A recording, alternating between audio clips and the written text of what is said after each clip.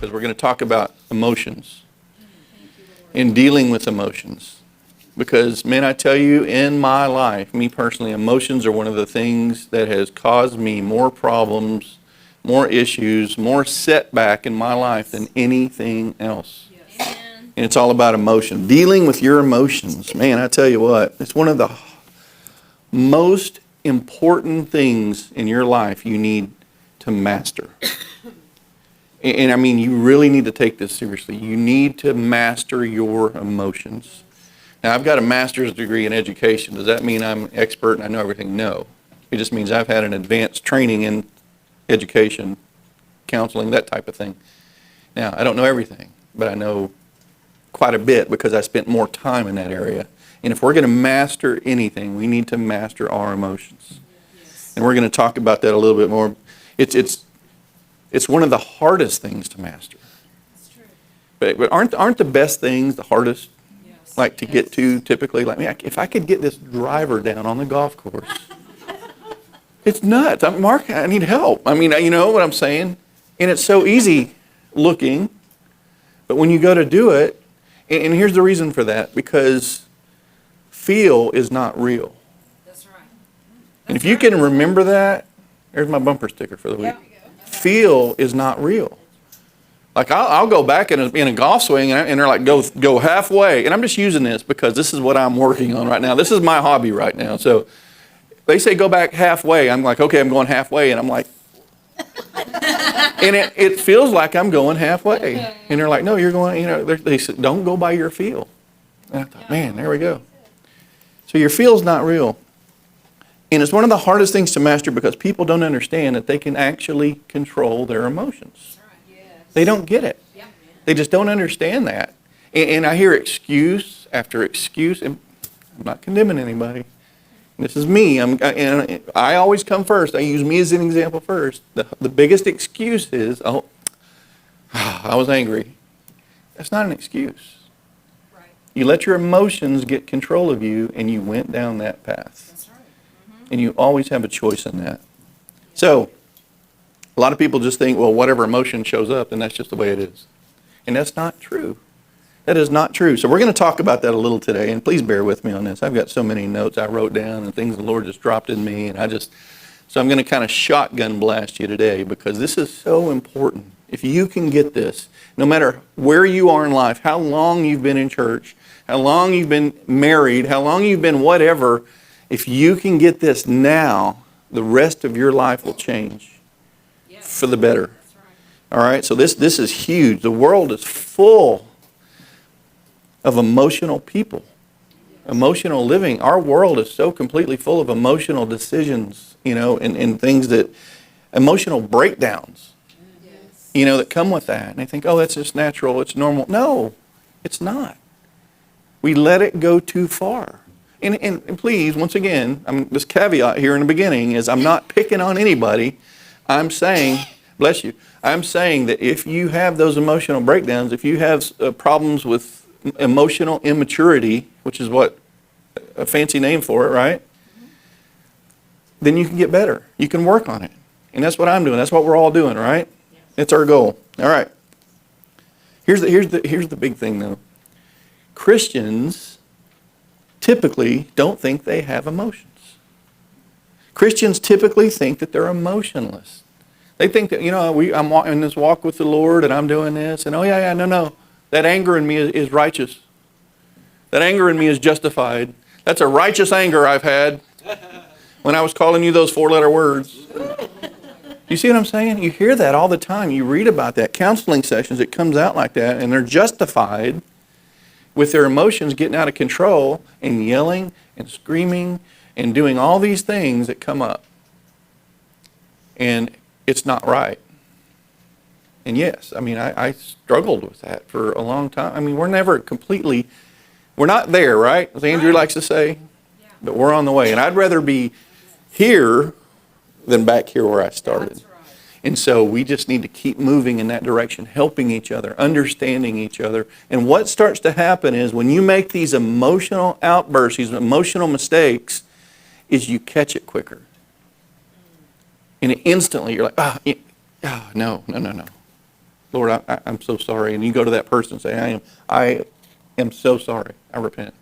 And you know when it's genuine, or if it's just, you know what, I'm sorry, that's fine, let's just move on, let's just get out of this, let's get it out of the way. That's not healing. That's not repentance.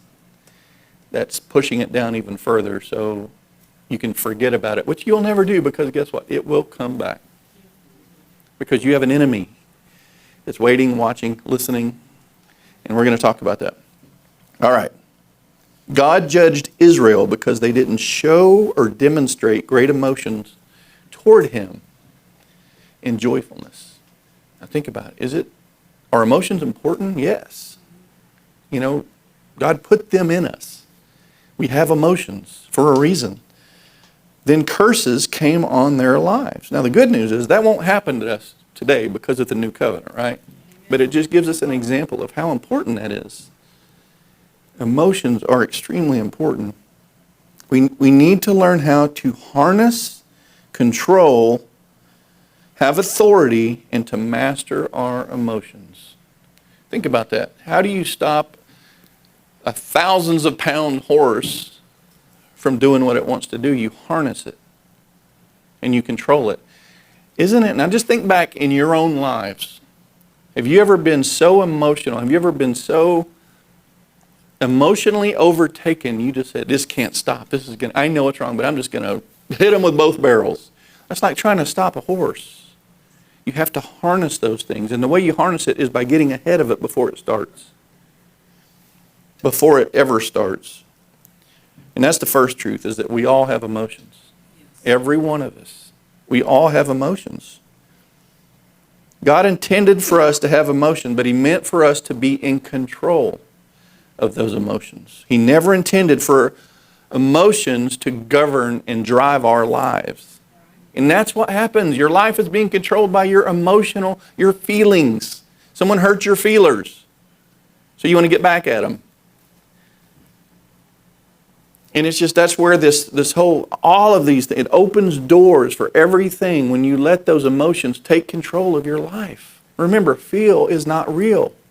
And you know what the biggest confusing part of my life was when people were saying, why are you doing this to me? Why are you saying this to me like that? And I was like, I'm not saying it to you that way.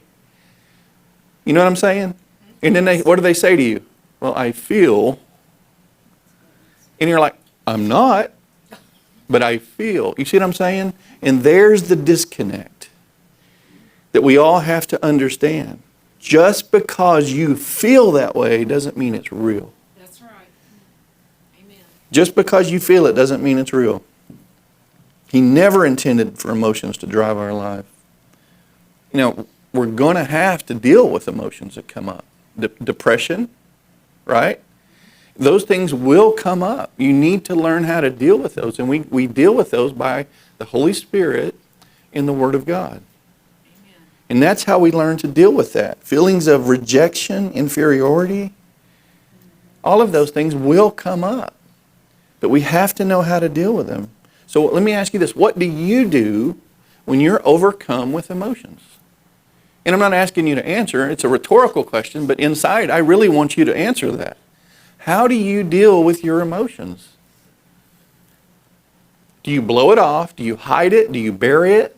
Or do you give it to God and say, Lord, I can't deal with this. Lord, can you please take this from me? And just let it go.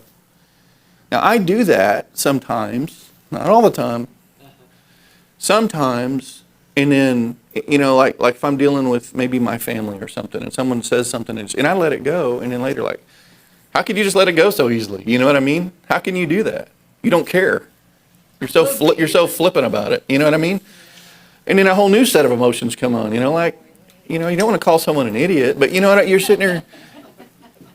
You know what I mean? And I'm being real with you. I'm being transparent because we deal with this daily. In our jobs, in our home, in our work, in our family. In our family, because we love our family so much. They can hurt you instantly. Sometimes with just a look. So we have to learn to deal with this. What are emotions? Emotions are feelings on the inside designed to move you in a direction. And I spent, when the Lord dropped this in my heart, I spent about 3.5 weeks just listening. I listened to other teachers, I listened to other people, and everyone was saying the same thing. And it was all exactly what the Lord was dropping inside of me. And so I was like, wow, that's good. So I found the best definition I could. And I was like, oh yeah, that sounds good. Let's use that. Because this sounds good to me. Emotions are feelings on the inside designed to move you in a direction. Okay? If those emotions can move you in a direction away from the will of God, think about that. If those emotions can move you in a direction away from God, then they're going to move you in a direction where it will steal, kill, and destroy your life. So we've got a baseline set. We have emotions, and those emotions can make us, they're made to drive us in a direction, either good or bad. And so if we choose the bad, then we're moving towards the stealing, killing, destroying in our lives, in our families, in our walk. And so we have to understand how important that is. How are we letting it drive us? Which direction is it pushing us, right? So all of a sudden, I think it's important now you realize I need to master that. So I'm not being pushed in a direction that's going to destroy my life, my family, right? Especially in Christian. Because in Christians, in our walk, we have good, we have bad, we get to choose. The enemy is going to push you in a direction of destruction. Especially for Christians. And you've probably never noticed how much until you become a Christian. You give your life to the Lord, now all of a sudden it seems like it's open season on you. Everything's going wrong. Everything, because the enemy has limited resources. How many angels fell from heaven? A third, right? So there's a third of the angels of heaven that are at the enemy's disposal. So it's not a unlimited number of enemy out there. They're limited. So, but what happens is, why on earth would the enemy waste his time on someone that's already going down the path to hell? Or someone that's going, you know what? I want to follow the Lord. And they know the impact you have around you. That you have friends that will need to stop doing what they're doing. And you're going to witness to them. And you're going to be able to speak to them. You're going to be on the street evangelizing to somebody. The enemy hates that. And he's going to use everything he can to get you.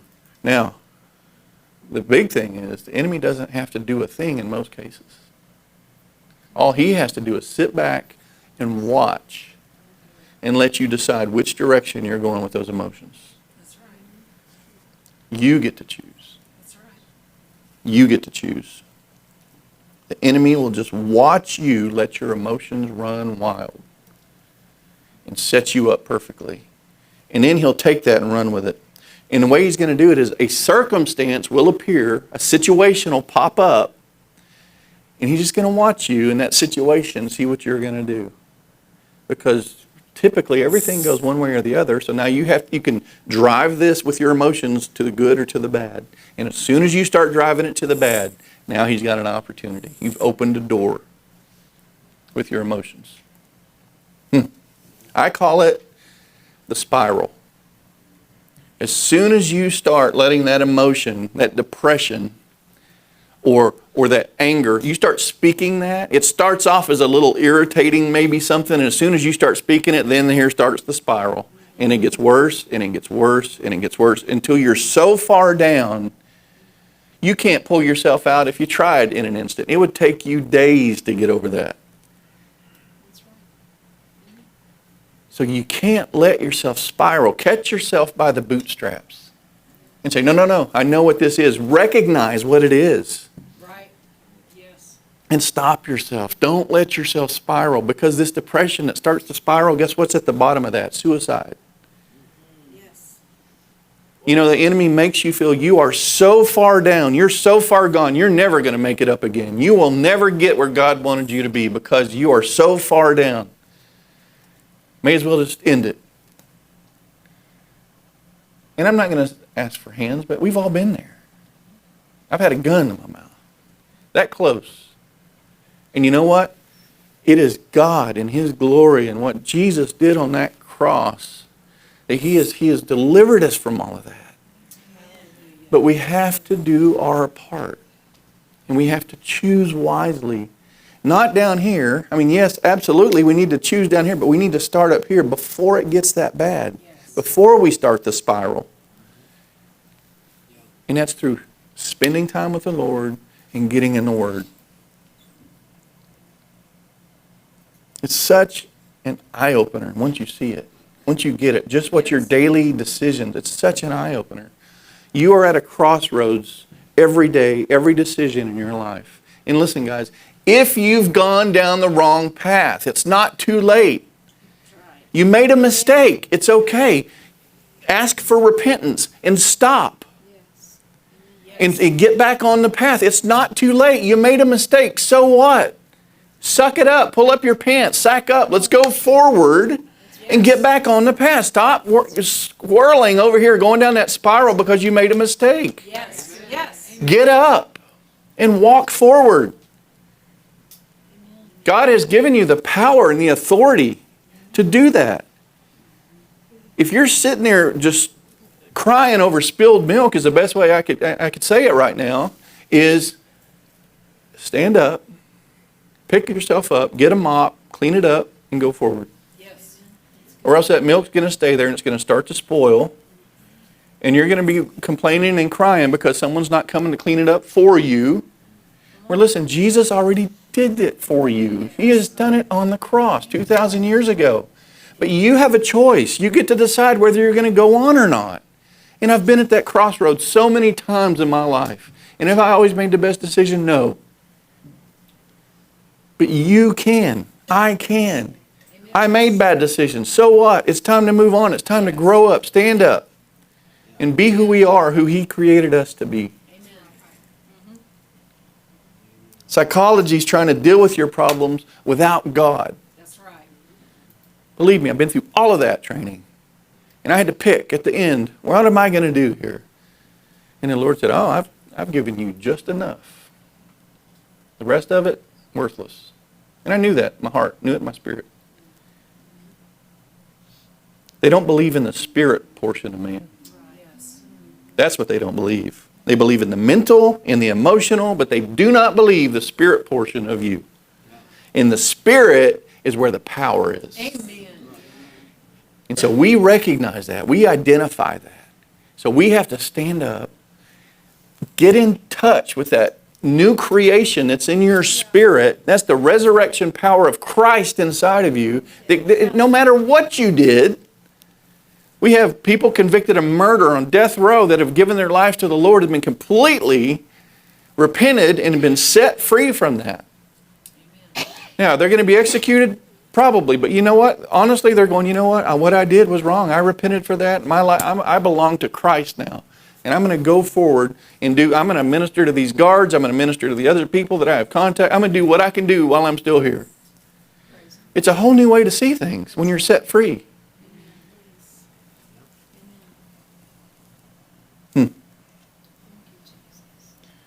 There's power that's been invested in your spirit, man, that sets you apart from everybody else, from the world. We all have that.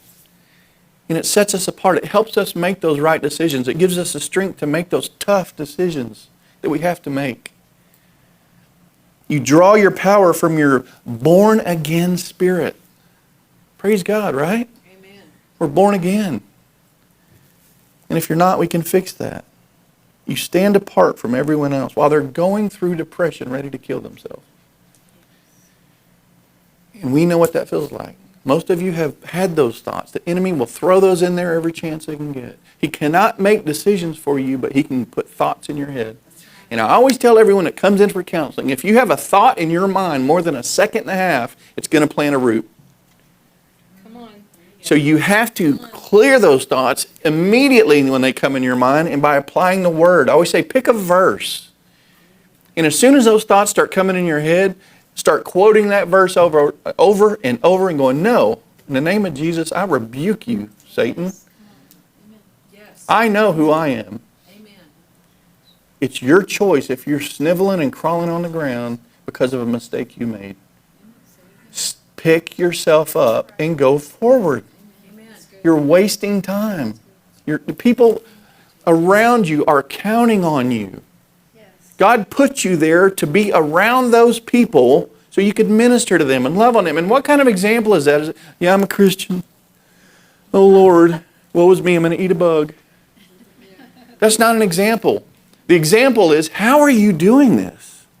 You're walking through this tough time. You just lost your parents. You just did this. You whatever. And you're like, okay, all right, I've got this. We're going to get out of this. We're going to be better than ever. We're going to be so amazingly, abundantly just blessed in this circumstance. And people are going, how are you doing it? That's the example. That's where the power is. That's good. Amen. Absolutely right. You deal with these things according to the Spirit and the Word of God. And you will have victory every time in your life if you do that every single time. Luke 10:19. Behold, I give you the authority, which is power, to trample on serpents and scorpions and over all the power of the enemy, and nothing shall by any means hurt you. So, is the Bible true? Yes. 100%. Yes. You have power. Amen. You have authority. Use it. Yes. Use it. We all have emotions, but the key objective is to not let emotions take charge of your life. We can't do that. You should not be governed by your feelings. You have to ensure that the Holy Spirit and God are the gods of your life. God is the God of your life. The Holy Spirit is the guide of your life, right? Yes. So when you start to feel angry and you want to just lash out at somebody, understand your words have power. Yes. And there's the power of life and death in your tongue. Amen. And you may not be, possibly physically killing someone, but you know what? You're killing a relationship. You're trying to destroy it from the feet up. It matters what you say. It matters what you say. We were designed by God to master life than life mastering us. And a lot of people are like oxen with a yoke on, and life is just dragging them down each row as they go down. And they're digging ruts, and they're just going, this is my life, woe is me. Break the yoke off. Jesus did that for you. Amen. Stand up and say, no, I am taking authority. From this point on in my life, my marriage is going to work. I'm not going to be emotional. I'm not going to make decisions based on emotion. I'm going to make decisions based on what the Word said. I am taking control and authority over my relationship. I can control what I say and what I do in my relationship. And if any thoughts come in contrary to that, then I rebuke you right now in the name of Jesus. And I'm going to speak life into that relationship. We were made in the image of God to reflect His power. We were made in the image of God to reflect His love. Yes. We were made in the image of God to reflect His authority on this earth. So we take authority on this earth of our emotions, first of all, right? It starts with our emotion. A human is spirit, soul, and what else? Body. There we go. Spirit, soul, and body. So when we're saved, instantly our spirit is just it's a new creation, and it is sealed perfectly. Yes. Right? Yes. The resurrection power of Jesus lives in our spirit. Yes. Then we have our soul, which is made up of mind, will, what's the last one? Emotions. Okay. So there we go. So that's part of our soul, right? Spirit and soul are not the same. That's right. And you may have come from a church where they use them interchangeably. But it is not the same. It's two different portions of what we are created to be.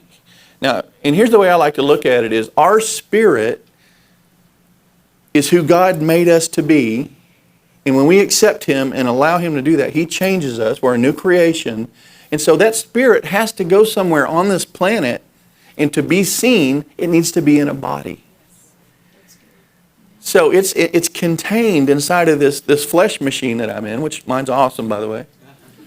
But it's contained in here, but there's also a soul, mind, will, and emotion. So when you're saved, what is changed instantly? Spirit. What is not changed instantly?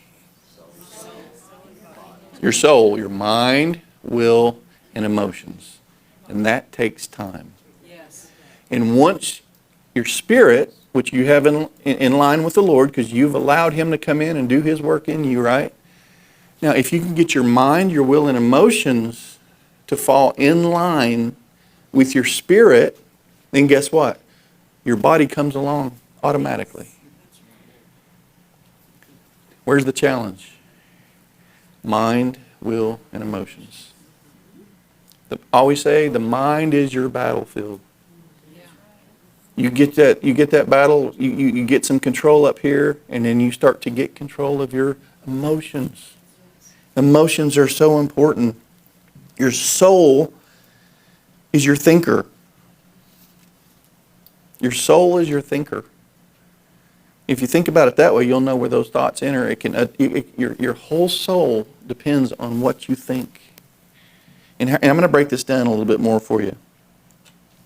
Death is a separation of your spirit and your soul. When you die, your spirit is immediately in the presence of the Lord, right? So that means you have physical death at that point. You cannot kill a spirit. Your spirit will live forever, eternally. Where's it going to live eternally? That's the question you ask people who are really, they start getting, they're not saved, they're not born again, and they're asking you about this stuff. Well, where does the spirit go? You tell them there's two places it can go. I tell you where your body's going to go. It's going to go on the ground. Yep. But your spirit, everyone's going to live forever. That's right. Amen. I remember being told, oh, do you want to live forever?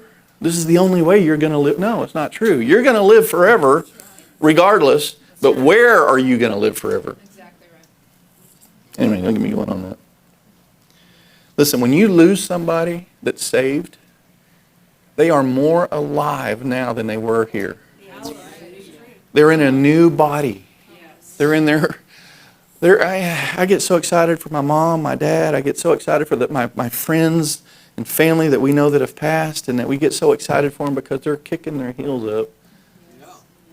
And there are no mirrors in heaven, but they just know they look awesome. You know that. You are a spirit being. You possess a soul, and you live in a body right now. Everybody clear on that? All right. Your soul has to line up with your born-again spirit. It has to line up with your born-again spirit, and then your body will submit. I just want you to get that. You want your soul to submit to your spirit, and your body comes along for the ride. Okay? Your feelings are within the area of the soul. I'm sorry, I've been working on this for a few weeks, and it always just comes up in me. I've seen my whole life, if I would have known this, if I would have just known this, I would have saved so much heartache and pain in my life and so many others' lives. And so now I hope just you get this today to be able to share this with somebody and say, listen, you don't have to live by those emotions. Amen. You don't have to do that. You have a spirit. You're a spirit being. You possess a soul. You live in a physical body. Just if you can just share that. The part of you that got born again is your spirit man now. 3 John 1:2. I'm going to read this to you. Beloved, I pray that you may prosper in all things and be in health, just as your soul prospers. Now, what's he saying there? He's saying, I want you to prosper in health, just as your mind, will, and emotions prosper. Amen. So he's saying for us to prosper completely, we need to make sure that our mind, our will, and our emotions are in line with our spirit. Because he understands that if our soul is not in line with our spirit, we're living that life of just, we're torturing ourselves when we don't have to. We're making decisions based on emotions, and it's destroying relationships. And we're still saved, but we're going about it the most hard way possible. Right. We don't have to go that way. We don't have to walk that walk. Don't you want to prosper your family, your finances? Don't you want to prosper in every way possible? Yeah. That's what he's saying. You want to be whole, right? Wow. So, the soul keeps well and prosperous. So, the soul keeps well and prosperous. So, if our spirit aligns with our soul and our body follows, that's the whole thing, right? We're walking a good walk, the best walk we can walk. So, if the enemy is going to attack you and he wanted to impact and mess up your life, where would he attack? In your soul. If I were your enemy, I would keep constant pressure on your emotions, on your feelings. If it were me. Because that's where you can be had. And that's where you have been had. And that's where you are being attacked. In your emotions. Are you really sad? Are you really depressed? Yeah, probably something really happened. But at some point you have to say, okay, now, listen, this should not be happening still. Right. And so you're being attacked where it matters the most, in your feelings and your emotions, because your feelings are your emotions. Because what happens? What is an emotion? Something to drive you in a direction. So if they can keep pressure, and if I'm the bad guy, I'm the enemy, and I'm trying to drive you in a direction, I'm going to hit you in your feelings and your emotions. That's where I'm going to come hit you, because I want to drive you into that depression so much. And what's the enemy's goal? Steal, kill, and destroy. So he's going to steal your joy, kill when he can, your family, your relationships, and destroy everything that you've done. Because he's driving you in that direction. Jesus had these emotions. Think about that. Jesus was stressed and pressured, and fear tried to jump on him in the Garden of Gethsemane. We see he's a human at this point, right? Everything we feel, everything we deal with, he dealt with. And you can see it. He sweat blood, which is a real condition. But did you see what he did to reel himself back in? He submitted to God. He said, not my will, Lord, but yours. Template for us right there. But you know what? For some reason, we can't get that. We're like, well, I'm just mad. Like that's a reason. That's an excuse. I'm just mad. So I'm going to do this. And there's ramifications for that. That's right. There's going to be circumstances and situations that come up in your life, and you have a choice. Yeah, it's not always good, but you have a choice how to handle it. Always. You are not without an option. You are always with a choice. Your role in this is to lean on the Lord, lean on your understanding of verses, let the Holy Spirit guide you. And there's always that little voice going, you don't want to do this. And you do it. You override that. Yeah. You override it. If you move in a direction to hurt somebody, it starts with emotions. If you move in a direction to bless somebody, it starts with emotions. It's the same situation, but you chose to bless instead of curse. You always have a choice. There's no such things as emotions automatically making you do something. That's not true. Now, what you've probably done is done it so many times you knee-jerk, and that's your go-to move. Yeah. But it's not automatic. You always have a choice. Most people in jail right now started with emotions. Yes. Just about everyone I ever arrested, I would talk to them in the car because, at that time I didn't realize but I wanted to bless them. I wanted to, stop doing what you're doing. And almost every one of them started with emotions. Almost every one of them. Most people, and please hear my heart on this, please don't hate me. Most people that are divorced, they started with emotions. That's right. Emotions. And then pride sets in, and arrogance, and, well, I'm not backing down. Yeah. And it's horrible. They could not control their emotions. People are dead right now because they could not control their emotions. If everyone I mentioned could back up and look at it again, and look at it from a whole new set of eyes, they would see, oh, that's just emotional. Yes. I did this because I was so mad at them, I went and did this. That's right. They're not giving me what I need, so I'm going to go do this. Yeah. It's emotions. Yes. Now listen, if you did that, we've all done that. What we say is, Lord, I repent, and I will not do. What did the Lord say to the woman caught in the act of adultery? Your sins are forgiven. What did he say?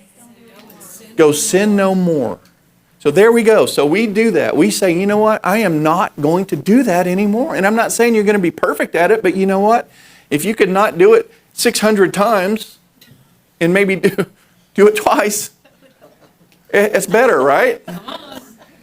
Because we want freedom. Yes. We want freedom. God created us to be in control. It was emotions that moved them, that got them killed, or someone else killed, or hurt, or your relationship destroyed. Yes. It was emotions. As goes your soul, so goes your life. As your soul goes, so goes your life. Your mind, will, and emotions. Wherever they're going, that's the direction your life is headed.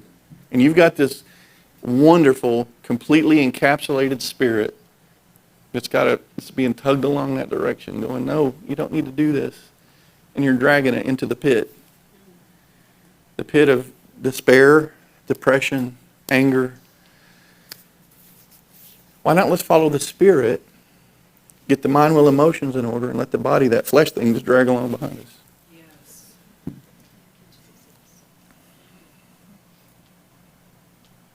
God created us to be in control. But that can also be used negatively. Let's make sure we don't use that negatively. He created us to be in control of these emotions. Yes. And He created us to be in control as He is, right? Yes. But, it matters where you put your but. In our failure to control ourselves, we attempt to control others. In our failure to control ourselves, we attempt to control others. I am so displeased with my life. I'm so angry. I'm so mad. I'm so this. I'm so that. I'm going to control them. Right. I can't do it for myself, but I want to control them. And then you start dumping on them. You start pouring on them. You start saying, well, you're not doing that good enough, or you're not this, or you're not that. And instantly you just start, everything inside of you that is miserable and depressed, now you're dragging them into it with you. Because of your emotions, your pride, your arrogance, your selfishness, yourself. Yes. Come on. Do you see how ugly it is when you look at it? Yes. We want to feel that superiority that God actually gave us over all creation. We are to control the beasts of this planet, right? We have superiority over all of those things. We took that control and we tried to control others. And when we can't control them, what do? We execute them. Mass extinction of Jews because we couldn't control them. Adolf Hitler, thank you very much. When he could not control the way he wanted things to go, he killed them. And that's just a larger example of what we're trying to do. If we can't control someone, because we can't control ourselves, that's where it starts. If we can't control them, we're going to destroy something in them. We're going to take their happiness and shred it up. God gave you this superiority to be over all creation. But not authority and control over one another. You cannot control another person. You should not want to control another person. There is nothing I can do to control another person. I can let them know my feelings. I can let them know what my intentions are. I can do that. But unless that person chooses to change, they will never change. Counseling 101. That person has to want to change their behavior to change. Yes. I cannot convince anyone to do a thing, and you can't either. And if you're trying to change your spouse, if you're trying to change your children, if you're trying to change anyone else, they're not going to change. No matter how upset you get, no matter how much you scream and yell, no matter how much, you're just going to make 2 steps backwards in your relationship. You're going to go backwards instead of forwards. But when I was trying to help someone I knew that was really strung out and destroying their life, I had to give it to God. I gave it to God. Because who am I to think I could change them and make them do what I wanted them to do? You have to give it to God. That can do it.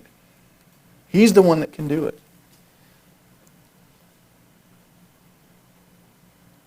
And let me clear this up very quickly. Mastering your emotions does not mean not having emotions. Right. God gave you these emotions. You have emotions. You can master them. You have them. Please don't pretend you don't have those emotions. We all have these emotions. God designed us to express passion. You know, He designed us to express emotions. But sin, the devil, and the curse has perverted it so much that they hurt us and others around us. It's so perverted. If we can just get back to the original intent of those emotions, which is, joyfulness. Wouldn't it be nice just to wake up and everything is just joyful? Now, I'm not saying you're not going to have things that come to mind you need to do, you need to take care of. But here's the problem. You wake up and you have this thought, I shouldn't have done that. Why did I do that? I'm ruining everything. I've ruined my life. No, you haven't. You're still breathing. You have a choice. Step out in the whole new fresh breath of air that the Lord has given you, which is repentance and going and sinning no more and letting that go. You're forgiven if you ask. He said, I've done it. I've forgiven you not of just your sins, but any other sins. I'm living my life for my Lord. I'm going to mess up. I'm going to make mistakes, but I am not sin conscious anymore. Come on, that's so good. I focus on Him, not on sin. Amen.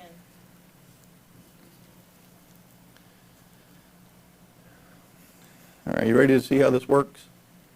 I'm going to break it down for you real quick, all right? I know you're starting to yawn, so I'm going to get going here. This is how this works. You get up in the morning, and throughout the day, you're exposed to something. I mean, if you turn on Good Morning America, you're exposed to something. If you turn on to The View, no, don't turn on The View. If you turn on the radio, you're exposed to something, right? Right. So think about that. That's where it all starts. Now, here's the thing. You can't stop being exposed to things. Let's not be uber religious. That's the worst thing we want to do. You're going to be exposed to things. You know what I mean? And you try your best not to be exposed to these horrendous things. And, there's lines you draw. We were talking about that this morning. I'm not going to go to a movie where they're just like bleep, bleep, bleep, bleep, bleep, bleep, bleep. Yeah. Oh, yeah, you're coming back later? Bleep. It's not that. What I'm saying is you be smart. You pick and choose what you're exposed to. Yes. You have to pick what you're exposed to because everything starts with your choice of exposure. Everything starts with your choice of exposure. What are you going to give your attention to today? What are you exposed to right now? See, right now we're being exposed to the Word of God. That's a good thing. The praise and worship, that's a good thing to be exposed to. Amen. If you expose yourself to a lot of cussing, guess what? Yep. That plants a seed, And now that's an option for you when you get emotional and let your emotions run amok. That cussing will come out. That's right. Because it's in there. You've been exposed to it. Whatever you're exposed to will determine, guess what? How you think. Whatever you're exposed to determines how you think. If you look at porn, you're exposing yourself to porn. And you say, oh, you know what? I'm not hurting anybody. Not yet. That's good. Come on. You just made a deposit inside yourself. And when those emotions run amok, oh, woe is me, I'm so depressed. Then you can make a withdrawal at any point from the cussing, the porn, whatever it is. You're making deposits inside yourself. That's right. What you're giving your attention to the most, what you're exposing yourself to determines what you think. This is the secret here. This is the key. What you're exposing yourself. Well, what does that have to do with emotions? Okay, well, watch this. How you think now determines how you feel. How you think determines how you feel, because your feelings are governed by your thinking and what you do. Someone says, I feel depressed. Okay? You know why you feel depressed? What have you been thinking about? That's right. Oh, I have all these bills that are over, I don't know how to pay those bills. And, yeah, you have to deal with that. But you have a choice on how you handle that. Because it'll keep you up at night worrying about it if you don't handle it correctly. You've been thinking of something that's causing the way you feel. Feelings can be controlled and dominated if you understand where they come from. What are you exposing yourself to? That's what you're going to think. And then how you think is how you feel. I'm depressed. I don't feel good. What have you been thinking about? What have you been exposing yourself to? And listen, guys, real life stuff comes up. But it's how we think about it, how we handle it. Are we going to start to spiral? And if we think about it like that, we're going to start to spiral. Once it gets into your emotions, remember your feelings or your emotions are designed to what? Move you in a direction. So now you're moving in whatever direction you've given this access to. You've given it power. That's right. Because after that, it's moving you in a direction. What happens after it moves you in a direction? You have to make a decision. You have to make a decision. So you're exposed to something that impacts your thinking, it impacts your feelings, your emotions, because whatever you think impacts that. So imagine making wrong emotional decisions. Think about that. Have we ever done that? Yes, I'm not even going to look. Imagine making a decision to marry somebody that you don't even love. No show of hands, please. Some people will marry somebody because their whole life they wanted a storybook wedding. They'll plan their whole life for a fairy tale storybook wedding. And they'll meet someone that says, oh, you know what? I think they're a good guy. I think they could take good care of me. And do you love them? Do they love you? Well, I feel like they. Okay, so what? Feel. Feel isn't real. You don't go by your feelings.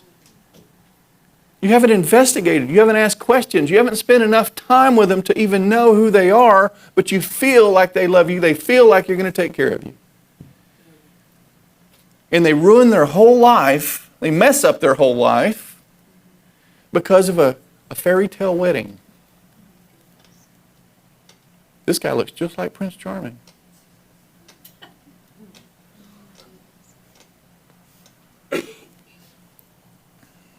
You can't make decisions based on feel.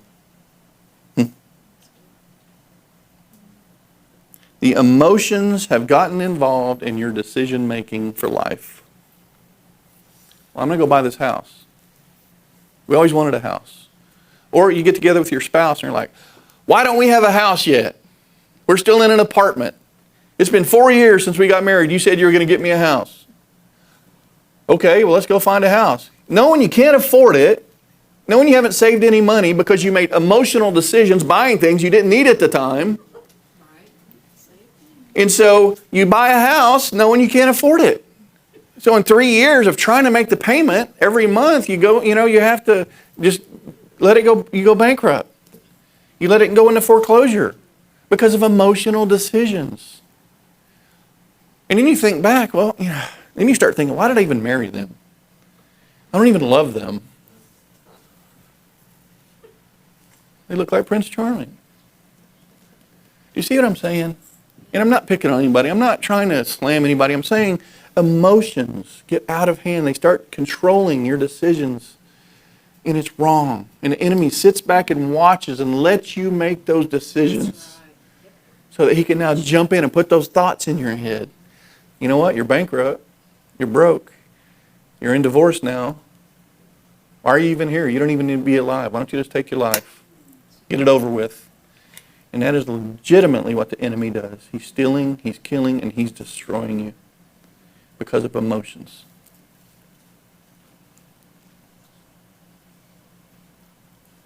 Emotions have taken you down the back path because right after you make an emotional decision, guess what?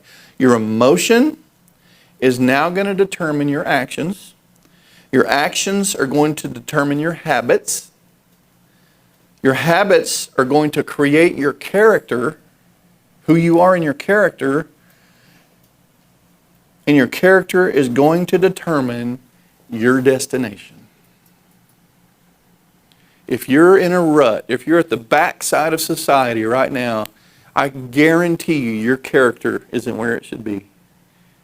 You've made some bad choices. You've done things against your character, the character of God, because it has taken this step by step. Everyone is where they are today. Listen to this, guys. I want you to hear this. Everyone is where you are today based on what you were exposed to. And agree with me or not, I just want you to think back. Everyone is where you are today based on what you were exposed to, whether good or bad.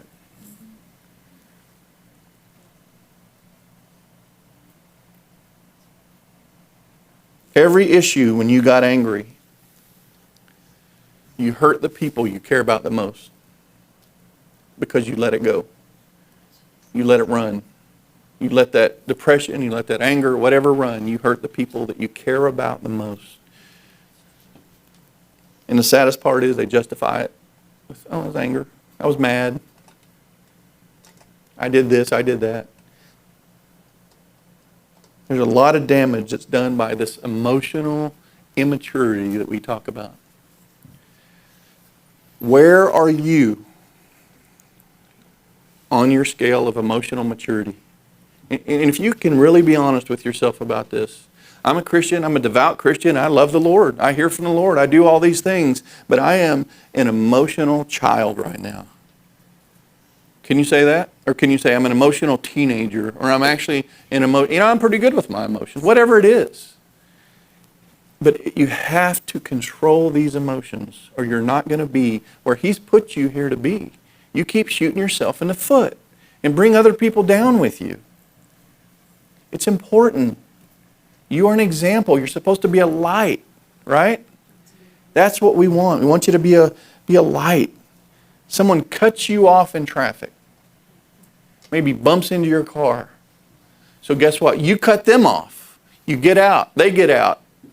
Someone's got a gun. Someone's got a knife or a baseball bat.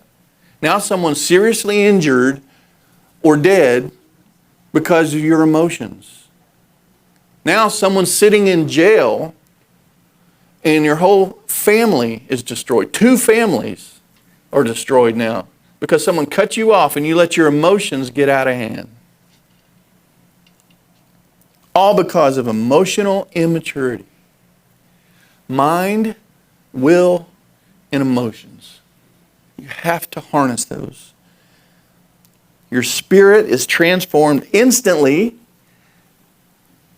but your brain, your thoughts, whatever you want to call it, your mind, will, and emotions have to be brought along They have to line up with your spirit. James 1, verse 2 through 8. I'm going to read these to you real quick and we'll be done. My brethren, count it all joy when you fall into various trials, knowing that the testing of your faith produces what? Patience. But let patience have its perfect work, that you may be perfect and complete, lacking nothing. If any of you lacks wisdom, let him ask of God, who gives to all liberally and without reproach, and it will be given to him. But let him ask in faith with no doubting, for he who doubts is like the wave of a sea driven and tossed by the wind. For let not that man suppose that he will receive anything from the Lord. He is a double-minded man, unstable in all his ways. Now, why did I read that? How do we make good decisions based on our emotions? Well, James says patience, asking God for wisdom, and not doubting. Very simple. If we spend more time with the Lord, getting quiet, hearing Him speak to us, and then getting in the Word of God and reading and finding these jewels of wisdom that are everywhere, then when these emotions rise up, we know that we have patience. We know that we just have to ask the Lord for wisdom, and we also have no doubt because we know what the Word says. Then it's not so easy to do that. So Shelley, can you come on up? So what today I would like you to do is, please, I know this comes across sometimes as kind of something, but I want you to understand that this is truth.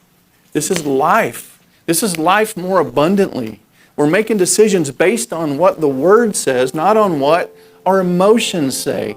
What are you exposed to? What are you exposing yourself to on a daily basis?